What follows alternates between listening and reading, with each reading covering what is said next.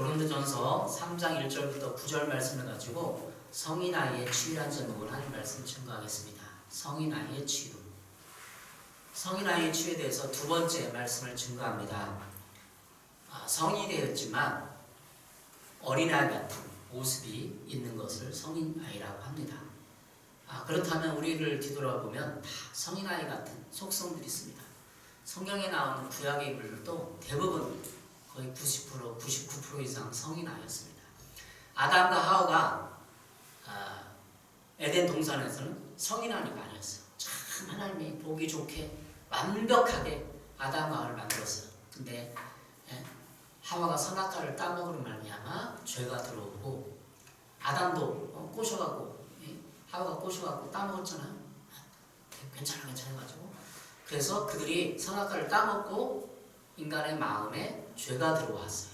그리고 그들의 마음 같은 어른이지만 아이가 된 뭔가 분별력이 좀 나약하고 어린애 같은 속성들이 인류에게 들어왔습니다.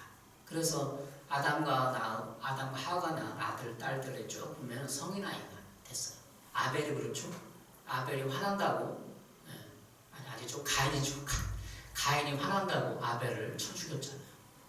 화난다고 쳐 죽이는 거는 아이 같은, 애 같은, 그잖아요.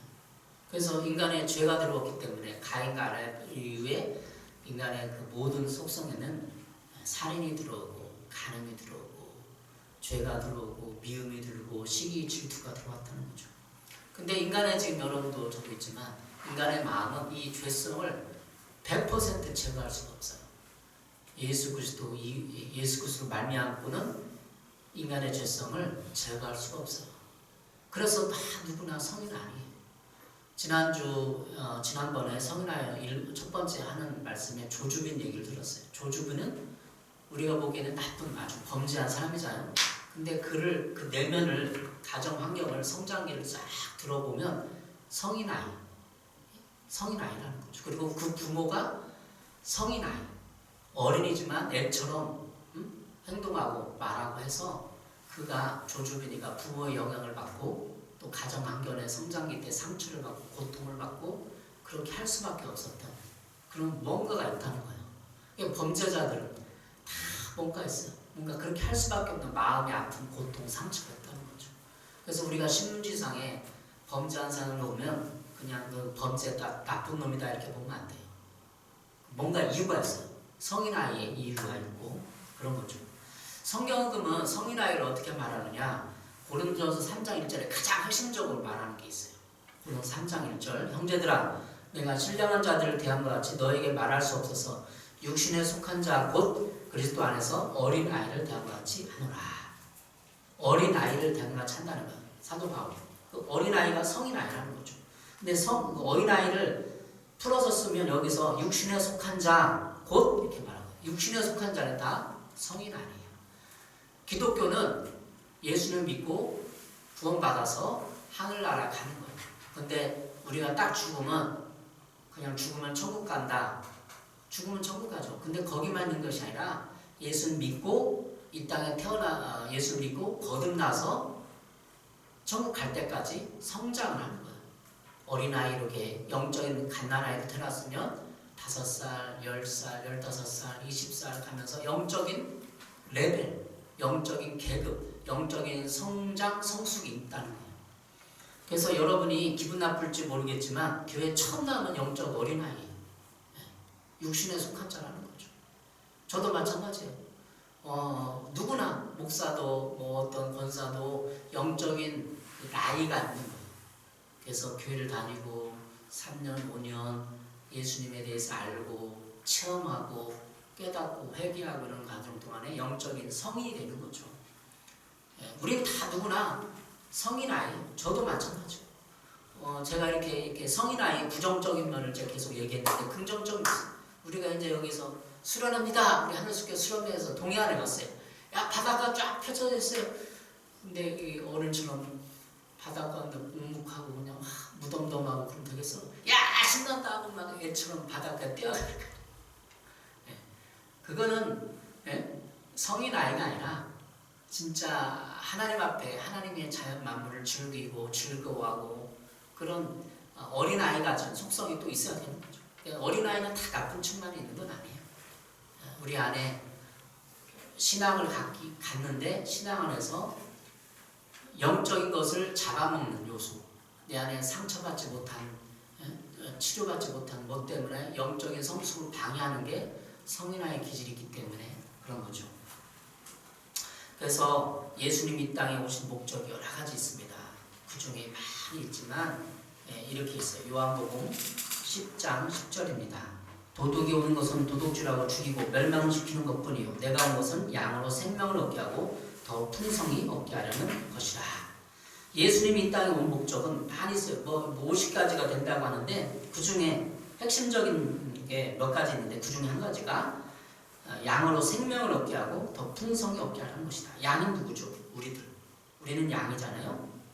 어린 양이잖아요. 그래서 생명을 얻고 영원한 생명을 얻고 더 풍성히 얻게 하라는 것이다. 풍성히 얻게 하라는 것은 다른 말로 하면 행복하게 하려고 하는 거예요.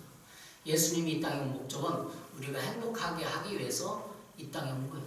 그럼 여러분 행복합니까? 20살, 30살 결혼도 하고 40, 50이든 행복한 거예요.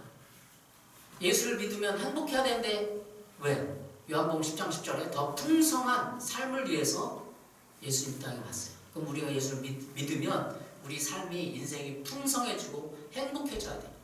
근데 그렇지 못한 이유는 우리가 어렸을 때부터 상처 때문에 그렇다는 거죠. 상처, 성장기. 부모가 제대로 돌보지 못하고 피드백 해주지 못하고 이를 학대하고 그렇다는 거죠. 지난번에도 얘기했지만 팀 슬러지 목사님, 유명한 미국 목사님인데 성인아이 치유사역의 대가예요. 근데 그분이 성인아이를 어떻게 얘기했냐면 성인아이는 해소되지 아니한 어린 시절의 문제를 아직 처리하고 있는 성인이다 이렇게 말했어요.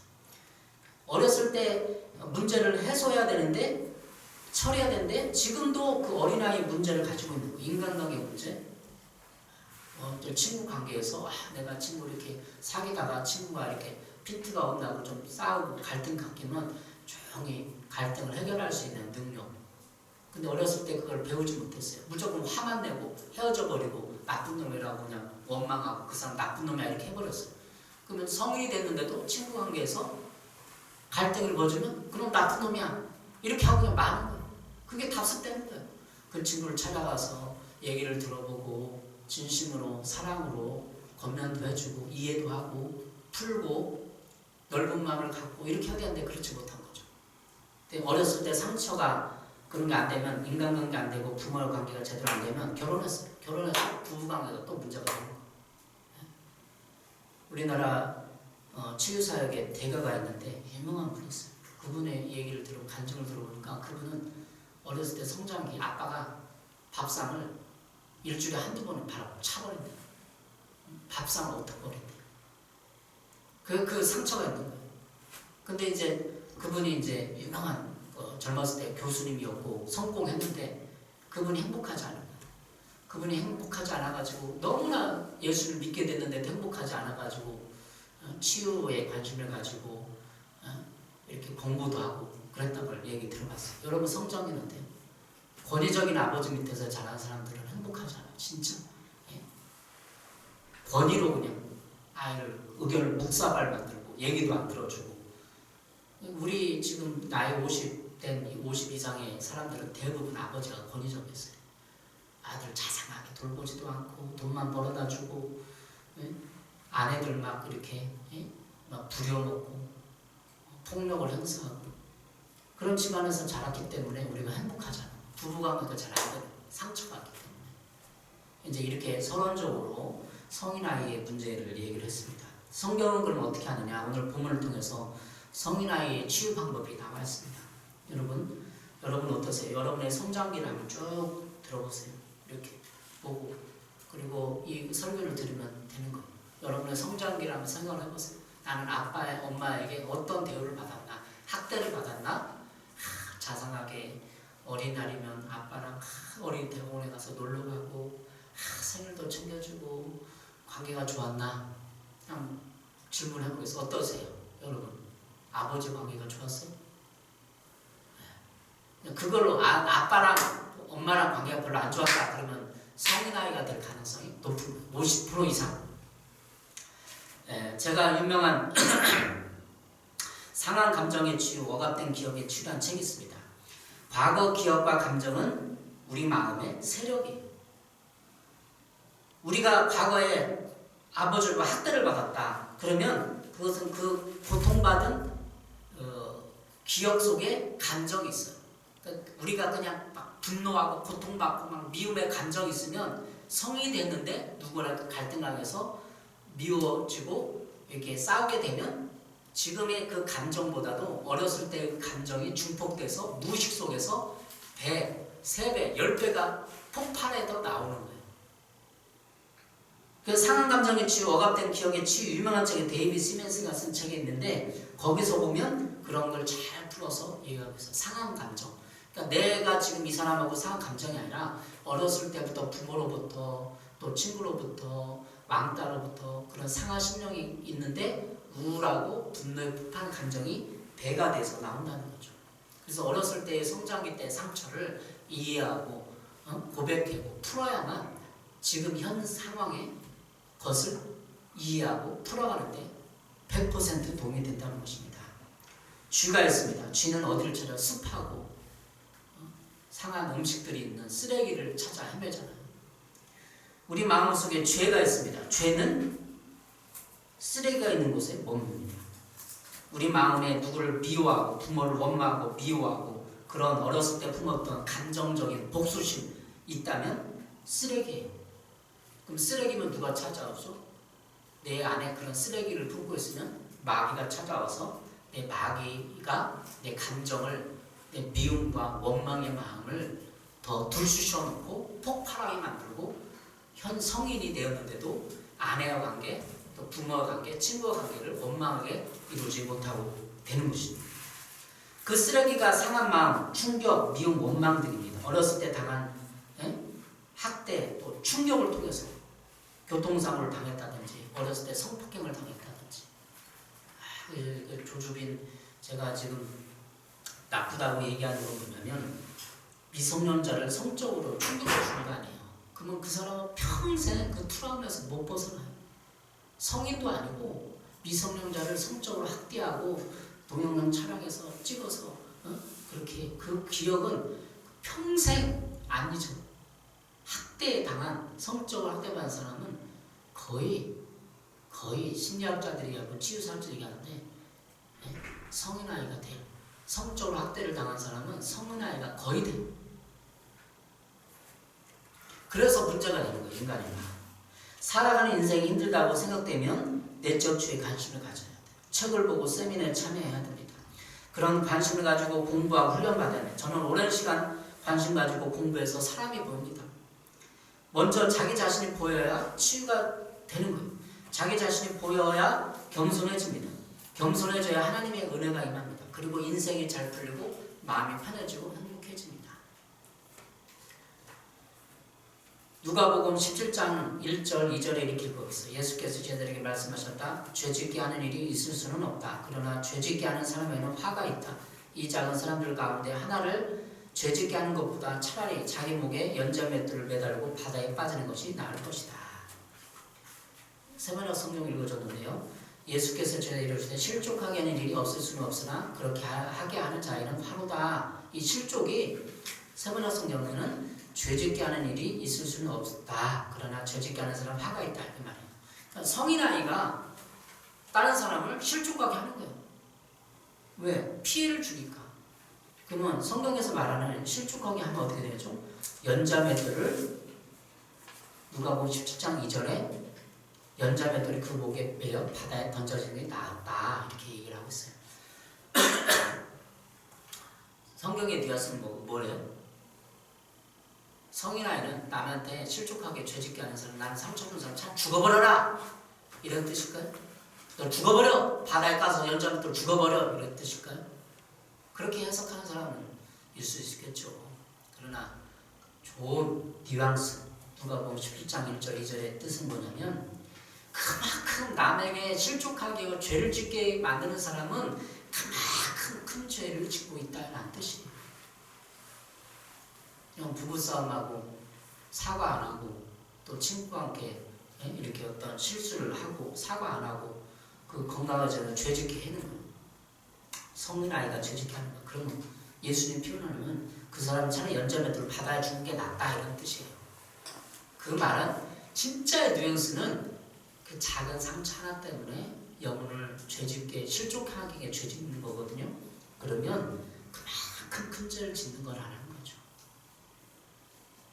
성인 아이가 나는 성인 아이야 거기서 끝나나요? 죄짓게 만들고 가족을 죄짓게 만들고 우리는 지금 우리 회계사역이니까 구체적으로 우리가 얘기해도 되겠지만 비아냥거리고 나는 험담하고 헐뜯고 비평하고 판단하고 이게 큰 죄라는 거 진짜. 그런 관점을 성인아이라는 관점으로 바라서 우리가 성인아이를 어떻게 치유할까. 서론법을 이제 끝났는데 심각성, 성인아이의 심각성을 여러분과 나눴습니다. 성인아이에서 나오는 말, 언어, 행동, 어린이 같은 말 그것은 큰 죄라는 거예요.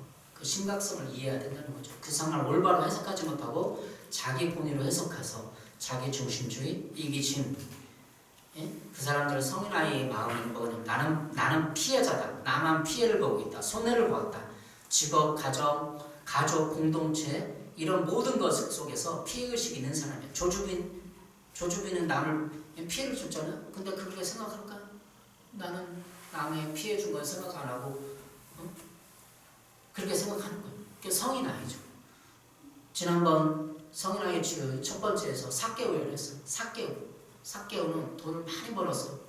세리장이 됐고 그런데 그가 나는 돈을 많이 벌었지만 사람들이 왕따시킨다. 분노 마음이 있고 폭발하는 마음이 있지만 그가 다른 사람을 피해를 줬다는 걸 생각할까요? 못했죠. 그런데 예수님이 찾아오고 예수님이 사개오를 인격대회해주고 함께 산책을 하고 밥을 먹고 3박 4일 동안 머물렀으니까 사개오 집에 그러면서 사개오를 이해하고 품어주니까 사개오가 생각이 변했어요. 어떻게 변했을까요? 내가 다른 사람 피해를 줬구나. 그게 근거가 뭐죠? 내가 토색한 일이 있으면 4배나 받겠나이다. 이렇게 말한 거예요. 지금까지는 예수님 만나기 전에는 나만 피해자다. 나만 피해를 봤다. 왜 사람들이 나를 왕따시키고 키가 작다고 왕따시키고 놀아주지 않고 복수심에 이 나쁜 놈들 다 하면서 내가 성공해서 니네들 어린애 한 10살 품었을 거예요. 10살 때. 그래서 10살 기억나요 여러분? 10살 때 기억나가지고 한번 기억을 해보세요. 더듬어 보세요. 사개오는 그 마음을 품었어요. 나쁜 놈들 씩씩거리면서 친구들이 안 들어주니까 나 왕따시켜? 내가 돈 많이 벌어서 니들 복수할 거야. 이게 사개오가 10살 때 품은 마음이에요. 그래서 그가 성인이 어른 됐는데도 아이 마음이에요. 아이 마음. 여러분 제가 10살 때 무슨 생각을 했는 줄 아세요? 저도 비슷한 경험을 사개오 같은 비슷한 경험을 나쁜 놈들! 나는 훌륭한 사람이 될 거야. 제가 그 마음을 품었다고 사개오 때. 그래서 훌륭한 사람이 돼서 그래서 훌륭한 사람은 공부도 잘해야 되고 모범성이 돼야 되고 남한테 싫은 소리도 못해야 되고 착해야 되고 그 병이 걸렸어요 제가. 착해야 되고 훌륭해야 되고 모범성이 돼야 되고 근데 제 착하고 모범생이 됐는데 속에서 골반 터져지는 거죠. 여러분은 어떠세요? 10살 때 기억해보세요. 우리 전성문 형제 10살 때 어떤 생각을 했어요? 10살 때 10살 때 네. 되게 어른도 아니고 어린이도 아니고 이상했어요. 예. 어쨌든 여러분이 10살 때 뒤집어 보라는 거예요. 그래서 내가 어렸을 때 품은 이 생각, 마음이 10살, 20살, 30살 지금도 가고 있다는 거예요. 그 마음이. 그걸 성경적으로 예수님의 사랑을 통해서 극복하고 이겨내고 저는 긍정적인 게 미치면 난 훌륭한 사람이 될 거야. 이 생각이 내가 어렸을 때 복수심이었어. 복수심. 내가 그걸로 복수하라. 내가 훌륭한 사람이 될 거야. 나 복수할 거야. 이 마음이었다고 사개오처럼. 근데 훌륭한 사람이 되고자 노력하다 보니까 예수 믿고 변화되기 시작한 거죠.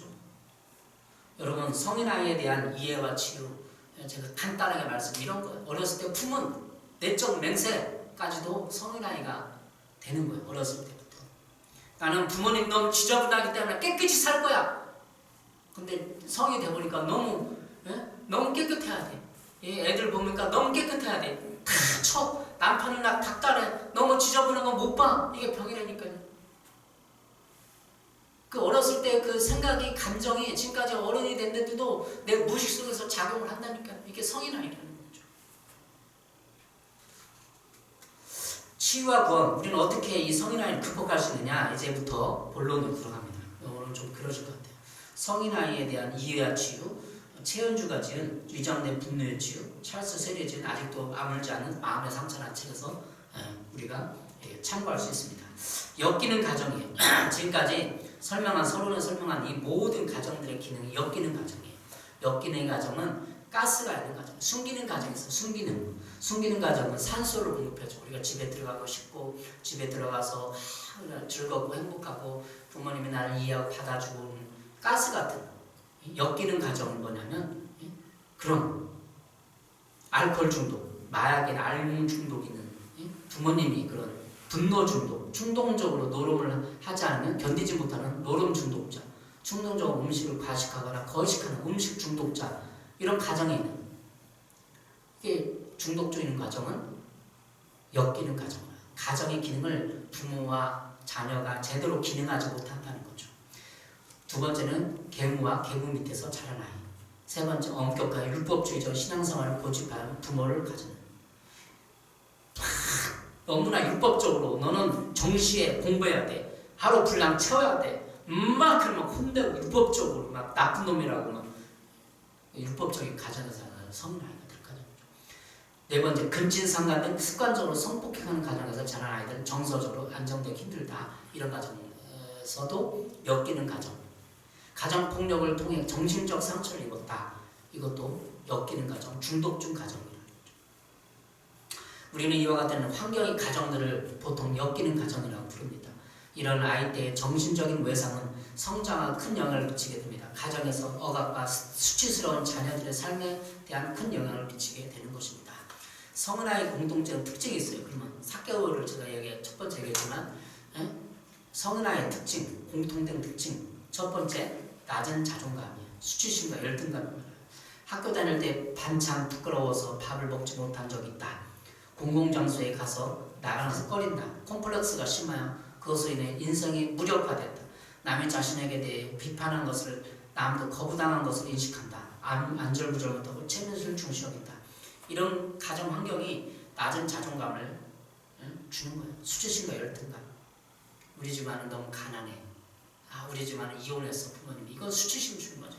그런 환경에서 자란 사람은 낮은 자존감을 통해서 성인인데도 성인 아이가 될 가능성이 많다는 거예요. 두 번째, 강한 죄의식이 있는 것입니다. 수치심은 자기 자신에 대한 나쁜 기분이라면 죄의식은 자신의 행위에 대한 나쁜 기분입니다. 자신을 사랑하지 못하고 멸시합니다. 죄의식 때문에 그래요. 부모님이 너무 강하게 혼내고 야단치고 정죄의식을 심어주니까 자기 죄의식 때문에 그래서 자기 자신을 받아들이지 못하고 사랑하지 못하는 거예요. 분노 폭발하는 거죠. 세 번째, 죄책감, 자존심 상실을 다시 분노로 폭발해요. 변화무쌍한 감정. 감정이 오긴 심한 사람 있잖아요. 얼굴 막 꺼지고 우울했다가 막 기분 좋다가 성인 아이. 네 번째, 불안과 우울, 두려움과 공포, 자신에게 너무 심각한. 다섯 번째, 중독종에 빠지는 거죠. 공허함이 만들어지기 때문에 중독종, 술 중독, 알코올 중독, 하여튼 중독이 많잖아요. 성중독, 성장애, 반대로 성적인 탐닉의 정도가 지나치다. 조주빈 성적인 탐닉이 너무 지나쳐서 그거를 돈벌이로 써버렸잖아요. 그리고 일곱 번째, 거짓된 삶, 가면을 쓰고 생활하는 것. 자신과 자기 주변에 대해서 다른 사람을 은폐하거나 사람의 마음을 읽을 수 없다. 성적인 도착에 있는 사람일수록 거룩하지 않은 경우가 많다. 조주빈이 얘기했지만 조주빈이 나쁜 사람을 제가 얘기하는 게 아니라 조주빈이 어떤 사람이었느냐. 낮에는 봉사활동, 사역제 봉사활동 하는 거. 그래서 봉사활동 도와주고 웃고 막 그 사람 도와주고 근데 전화가 와서 텔레그램 하면서 인터넷 하면서 성 착취하고 나쁜 행동을 하고 돈을 받아먹는 거예요. 이중적이잖아요. 이 사람이 지금 거짓된 삶을 사는 게 성인 아이라는 거죠. 8번째, 강박 증세, 압박감이 있습니다. 우리가 쉽게 말해서 이거 지금 16가지인데 다 빼고라도 성인아이는 뭐 있구나. 그러면 성인아이 치유, 이제 성인아이 치유에 들어왔습니다. 이런 사람들의 모습, 통제하고 지배적 성향이 강하고 가계부 꼬치꼬치 따지고 의처증 있고 아이들이 집 밖에 나갈 때 어디냐고 묻고 꼭 물어보고 지배적 성향, 지배 조종에 있는 거예요. 이 사람들도 성인아이예요. 남편을 지배하려고 그러고 조종하려고 그러고 아내를 막 닥달하고 의처증 있고 성인아이라는 거죠. 그러면 성인아이의 치유는 어떻게 치유하느냐? 자신에 대한 첫 번째, 자신에 대한 정직을 해야 돼요. 독서욕보. 문제를 진단하게 해주는 책들에 대한 읽어야 돼요. 성경이 제일 독서욕법에 좋은 책이에요. 원인을 솔직하게 인정해야 돼요. 자신의 과거의 상처를 드러내야 돼요. 거짓된 삶에서 벗어나야 돼요. 자신의 감정에 정직해야 돼요. 자존심을 버려야 돼요. 자신을 피하지 말고 현실성 있게 생각해야 돼요. 현실을 도피하지 말아야 돼요. 자신의 감정을 정직하게 맞닥뜨려야 돼요. 예수 믿잖아요. 예수님이 우리 마음에 사랑과 그 온유함으로 다가와서 우리의 감정을 정직하게 드러낼 수 있는 용기를 줘요. 이 세상 사람들은 다 거짓으로 기쁜 척, 좋은 척, 훌륭한 척을 해야 되잖아요. 근데 교회 오면 예수님 앞에서 기도 시간에 나 힘듭니다. 예수님. 왜 쏟아붓는 거? 이게 정직한 거 아니에요? 나 너무나 힘들다. 죽고 싶습니다. 이렇게 해야 되는 거죠. 여러분은 영적인 사람입니까? 육신적인 사람입니까? 육에 속한 사람입니까? 오늘 고린도전서 3장 읽었지만 영적인 사람이 신령한 자들이 이 신령한 자들 표현에 영적인 사람이라는 거거든요. 고린도서 2장 14절입니다. 육에 속한 사람은 하나님의 성령의 일들을 받지 않느나니 이는 그것들이 그에게는 어리석게 보이며 또 그는 그것들을 알 수도 없나니 그러한 일은 영적으로 분별되기 때문이라. 여기서 내추럴 맨이 나와요. 자연이 육에 속한 사람 나오는 거죠. 고린도서 3장 1절에 형제들아 내가 신령한 자를 된 것 같이 너에게 말할 수 없어서 육신에 속한 자 곧 그리스도 안에서 너희 어린아이를 된 것 같이 하노라. 이 어린아이가 성장을 해야 될 거 아니에요. 왜 어떻게 하면 성장을 하게 될까? 이 자존심을 버려야 돼. 남에게 굽히지 않고 스스로의 가치나 품위를 지키려는 마음이 자존심이거든요. 또는 스스로 가치나 품위를 높이려는 마음. 아담과 하와가 하나님 앞에 범죄했어요. 그래서 무화과 나무 잎으로 치매를 해서 입었잖아요. 하나님이 딱 나타나니까 너무 부끄러워서 무화과 나무 수치심을 가렸어요. 수치를 가렸어요. 그 아래 부분이 수치스럽잖아요. 근데 그것이 뭐냐면 자존심이라는 거예요. 자존심. 창세기 3장 21절에 여호와 하나님이 아담과 그 아내를 위하여 가죽옷을 지어 입히시니라. 자존심을 버리면 하나님이 무화과 나무 말른 걸 가지고 떼고 가죽옷을 지어 입히는 거예요. 우리가 하나님 앞에 사람 앞에 자존심을 내려놓고 나는 죄인입니다. 나는 겉과 속이 다른 죄인이고 나쁜 놈입니다. 이렇게 자존심을 내려놔야 돼요. 목사 나쁜 놈이에요. 목사 생각 속에서는 나쁜 생각 다 해요. 회개 사역해도 진짜 내가 하나님의 거룩성에 달하게는 한 5%? 내 안에 죄성이 5%는 말다 같아요. 생각이 왔다 같아요. 이게 자존심이거든요. 이걸 버려야 돼요. 우리 인간은 다 죄인이고 나쁜 놈이에요. 아주 그냥. 이게 자존심을 버리는 거예요. 여러분이 그냥 좋은 사람이야. 나는 훌륭한 사람이에요.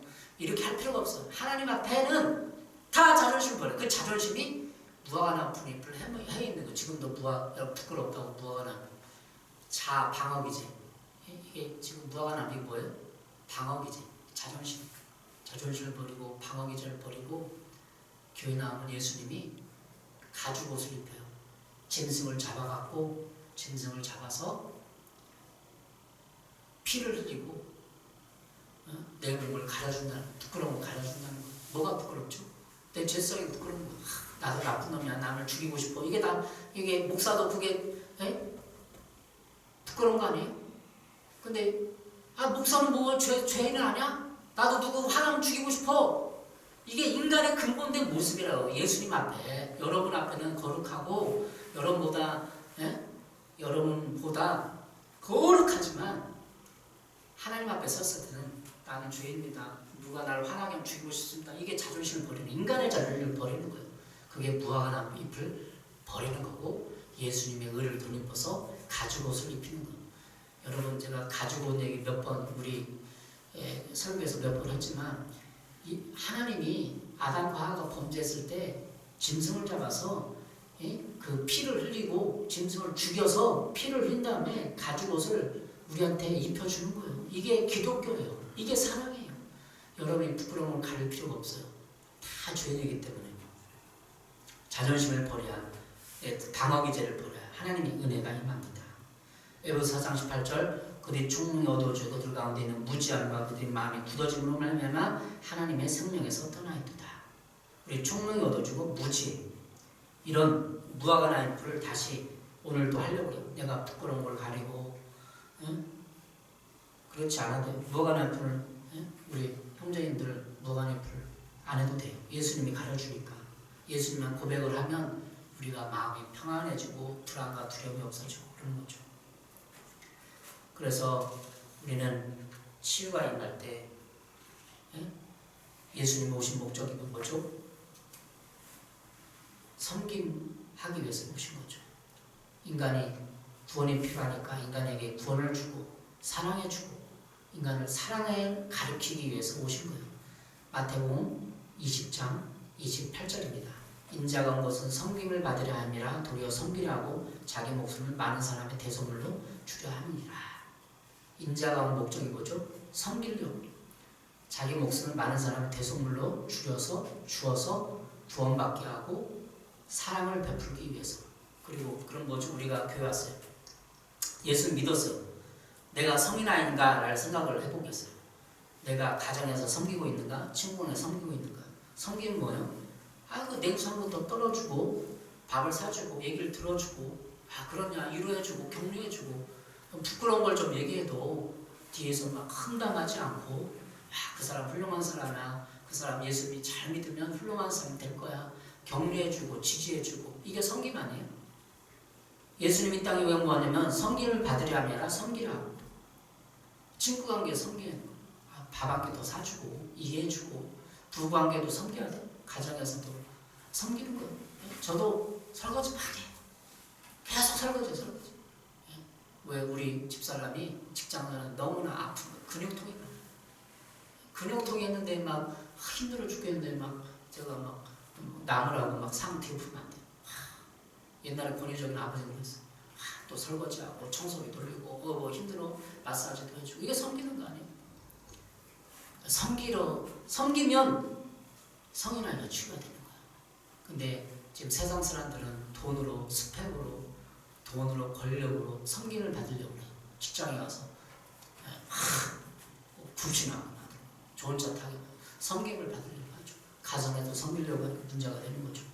섬김이라는 진리를 통해서 예수님 우리를 치유하기 시작하신 거예요. 예수님이 대야에 딱 떠놓고 제자들의 발을 씻기고 내가 섬기려고 너희에게 본을 보였다. 너희도 섬겨라. 그냥 교회만 섬겨야 돼. 먼저 서로 얼굴 표정이 어떤가, 기분 나쁜가, 그래요? 들어주고 이해해주고 섬겨주고 그러면 문제가 아니에요. 성인 아이가 치유가 되는 거예요. 예수님 때문에. 두 번째는 과거로부터 해방됩니다. 과거의 상처 속에서 벗어나는 길은 주님의 새로움에 의지하는 것입니다. 고린도후서 5장 17절 누구든지 그리스도 안에 있으면 새로운 피조물이라 이전 것은 지나갔으니 보라 새 것이 되었도다. 여기서 새 것이 뭐죠? 그냥 새 물건. 저도 옛날에는 성경을 몰랐을 때 연구를 안 했을 때 새 것 하면 물건처럼 우리 새 것이 되었는데 생각했는데 성경을 찾아보고 연구를 해보니까 이 새 것이 달라요. 영어 성경에 New Creation. He is a new creation. 새 창조. 누구든지 그리스도 안에 있으면 그는 새로운 피조물입니다. 새 것은 지나갔습니다. 보십시오. 새 것이 되었습니다. 이 새 것은 New Creation. 새 창조했다는 거예요. 우리의 옛날에 성인 아이는 막 짜증나고 신경을 나고 남을 지배해야 되고 섬김을 받아야 되고 그래야 돼요. 그러나 새 창조는 우리가 예수님처럼 사랑을 받아서 내가 마음이 풍성해지고 남을 이해하고 돕고 사랑해 주는 거예요. 그래서 성인 아이는 이중인격을 가지고 있어요. 다중인격. 요즘에는 사회 이런 신경정신과 이런 데 상담소 가보면 아주 그냥 우리가 상식적으로 다 심리학 용어를 다 알고 있어요. 다중인격. 깊은 상처를 치유하시는 하나님이라는 책이 있는데 찰스 크래프트가 그리고 거기서 말한 게 있어요. 교체인격. 우리는 다 이렇게 그냥 신사하고 막 그렇잖아요. 친절하고. 근데 우리가 교체인격이라는 찰스 크래프트가 교체인격이라는 말을 했어요. 우리가 올라왔을 때 화가 났을 때 막 어렸을 때 감정이 올라오고 막 억울함을 당해서 피해를 당했을 때 어떤 사람이 돼요? 교체인격. 어렸을 때 감정에 쌓인 교체인격이 된다는 거예요. 우리가 진짜 지금 말숙하게 참 신사가 진짜 부모 모시가 아니라 열받았을 때 피해를 당했을 때 누구의 사기를 받아갖고 막 열받